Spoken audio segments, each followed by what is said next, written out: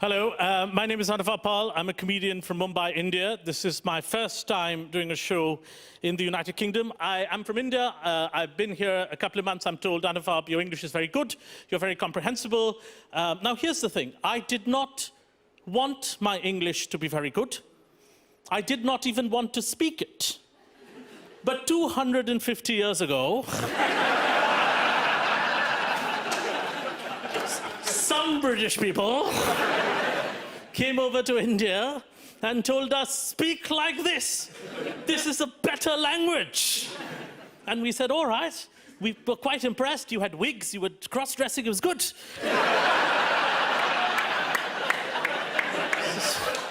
Fans of the empire in the house. And we were learning. You said, yeah, English is an easy language. Write down, Salisbury. He said, no, it gets easier. That was a hard one. Gets easier. Write down, Siobhan. It was going well. It was going fine. Suddenly, 1947, middle of the night, you guys just left. Just ran away. World's first Brexit.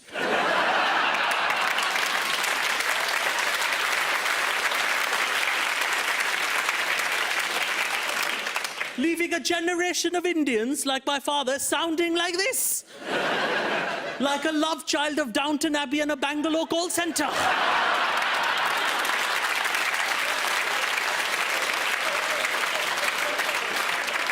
And we asked you, Britain, we said, what are we now in India supposed to do with this accent? You said, we don't know yet. But maybe in 60, 70 years, when your economy picks up, you've got that accent. When our credit cards don't work, you can answer our phones.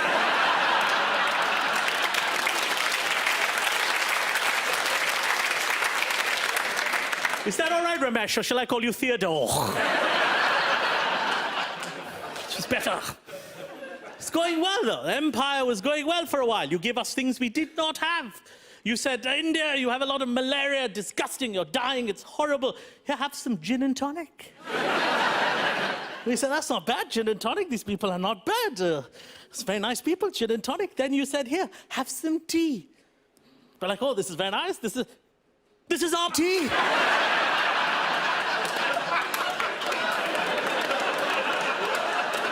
What kind of treachery is this? They're selling our stuff back to us. What are they calling this scam? The British Empire. Not bad. It's not bad. But now, now with the two distinctly separate countries, 70 years of Indian independence, you are a democracy, we are whatever we are. Just a billion people running around saying, give me Facebook. And now I love studying differences in our cultures. My first time in Britain for an extended period, I was surprised to find how polite your people are, and how your language works at two levels. You say a thing in the English language, it means a whole different thing. If someone says to me in Britain, Anuvab, I have a slight issue. It means I've killed their whole family. So polite. And I was reading that apparently, yesterday in the newspaper, it says, Britain now has third world levels of corruption. And the accusation was, two of your ministers, this was from news a while ago, two of your ministers had gone to Sri Lanka on a business trip, had spent £5,000 more than they should have on Her Majesty's government's credit card, on personal expenses, crabs and massages. And for that, the accusation was they should be fired. This is third world levels of corruption, unacceptable in Britain. Third world levels of corruption was the accusation. Now, I know a thing or two about corruption where I'm from. It is the only thing we value above integrity.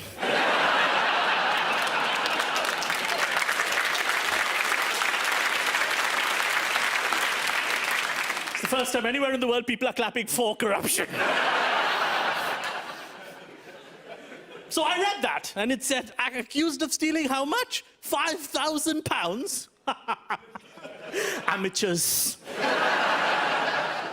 2 weeks ago, a government minister in India walked into the treasury where the money is printed, stole the machine that prints money, and put it in his house. And he wasn't fired, he was fined. Which he paid off by printing the money.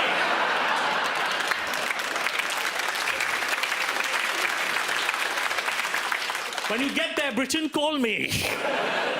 Amateur, corrupt people. But you know, I like coming to Britain because Britain, I cannot lie to Britain about India. Your knowledge of geography of my country, very vast. Because, you know, most of your great-grandfathers invaded every toilet, put in the flag. You know about the world. You've been there almost too much. You know where you can lie about India? America. I was in America and they get very impressed by basic geography. Like if you just know capitals of places. This lady told me, Anuvab, India sounds so fascinating. We're from Ohio, we've never left, but India sounds incredible. What happens over there? What happens? A country of 1 billion people, the Mughal Empire, the British Empire, I could say all of that. But the only thing as an Indian person I value above corruption is being diminutive and treacherous. Diminutive is genetic, treachery I've learned from the best.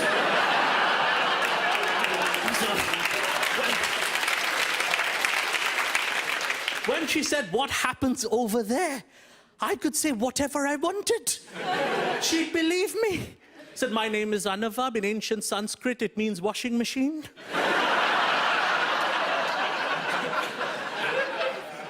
She said, do you guys have like elections in a democratic government? We have a president through elections. You guys have something similar? I said, I don't know what that is, no. No, we don't have any of that. What we do is, the entire country is run by the app Uber.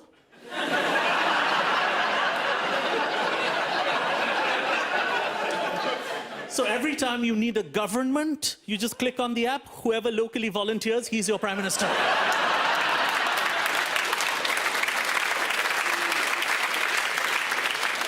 You know why you're clapping, right? You in Britain are thinking, that's a pretty good system of government. Then let's open the apps. Who is our prime minister this week? I don't know who's around in SW1. It's like that. It's not a bad system. But she carried on. They were lovely, though, in America. You see, because I think some cultures think certain things are specific to their country, whereas most things are now universal and global. You know, I live in New India now. New India. 1 billion people, 800 million of them under the age of 30, all wanting to work for Google. It's like living inside a search engine. Everybody's young, they're all millennials. And millennial Indian people, they don't have real names anymore. Indian names derive from Sanskrit. Abhishek, Rajiv, derived from Sanskrit. Now it's just noises. Black, blue, flat white.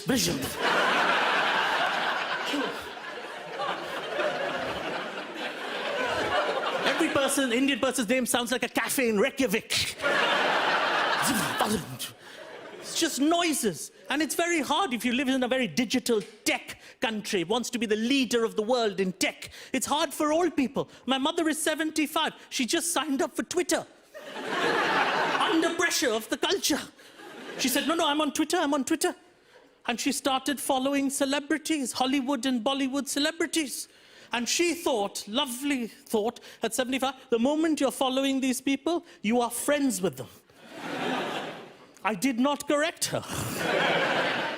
The actor Hugh Grant, who she follows, wrote on Twitter, hey Mumbai, catch me next week, coming for a UNICEF conference. My mother wrote back right away, can't come.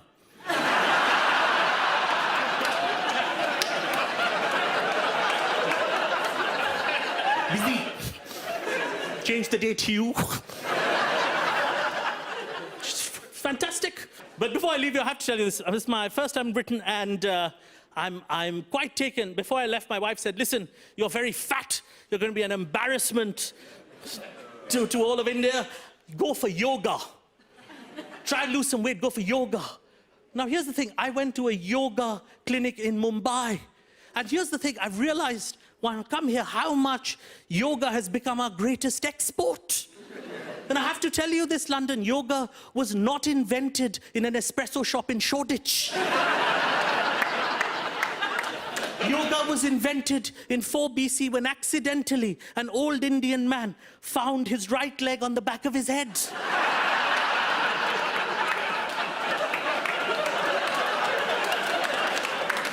looked around and said, you know what, there's a business here.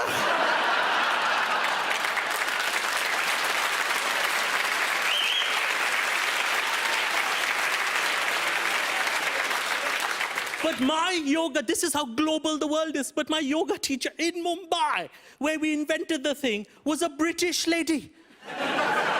We outsourced it to you, you outsourced it back.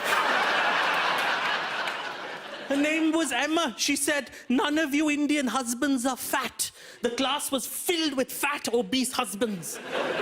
All walking around going, your wife sent you. You're fat. You're disgusting. And she said, none of you are fat. All your wives are body shaming you. We said, okay, we're not fat. What are we? She said, you are oysters in a beautiful ocean. And what you have is not a belly, but a covering to hide the pearl inside you, you beautiful oyster. And we said, this is how they conquered India. Ladies and gentlemen, you've been fantastic very much.